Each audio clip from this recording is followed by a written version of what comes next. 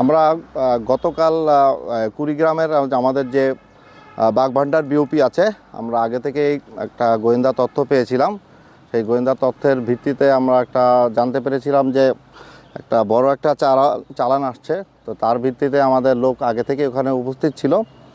পরবর্তীতে আমরা যখন এই মালামালগুলি পার হচ্ছিল আমরা চ্যালেঞ্জ করি, তো এক গ্রুপ অলরেডি চলে যায় অভ্যন্তরে। আর আমরা বেশিরভাগ মালামাল আমরা ধরতে পারি। পরে কাউন্ট করে দেখি যে প্রায় 272 পিস আপনারা দেখতে পাচ্ছেন, যে ভারতীয়, এটাকে স্বর্ণ কাতান বলা হয়, যার আনুমানিক বাজার মূল্য প্রায় 27 লক্ষ টাকা, আনুমানিক 27 লক্ষ টাকা।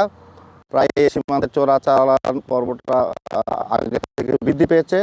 সেই সাথে সাথে বিজিবি আমরা ইনফরমেশন বেস অপারেশন শুরু করেছি, আমাদের টহল জোরদার করেছি।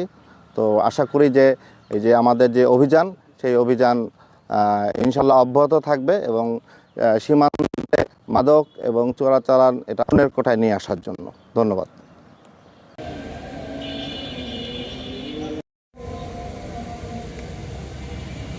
অপমান করছে।